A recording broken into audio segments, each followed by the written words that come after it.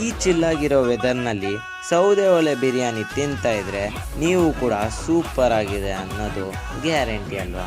ಎಲ್ಲಿ ಏನು ಅಂತ ಹೇಳೋಕ್ಕಿಂತ ಮುಂಚೆ ಈ ರೀಲ್ನ ಸ್ಕಿಪ್ ಮಾಡಬೇಡಿ.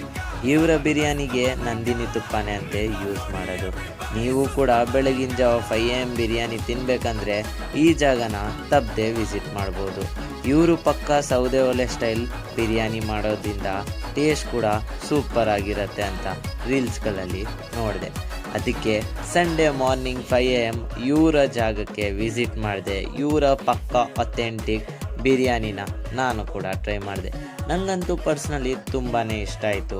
ಇನ್ನು ಕಬಾಬ್ ಅಂತೂ ಗರ್ಗರಿಯಾಗಿ ಚೆನ್ನಾಗಿತ್ತು. ನಾನೆಲ್ಲಪ್ಪ ಬಂದಿರೋದು ಅಂದರೆ ನಿಮ್ಮ ಹೊಸಕೋಟೆ ಬಿರಿಯಾನಿಗೆ. ಇದ್ದಿರೋದು ಕಣ್ಣೂರು ಏರ್ಪೋರ್ಟ್ ರೋಡ್ಗೆ ಹೋಗೋ ದಾರಿನಲ್ಲಿ.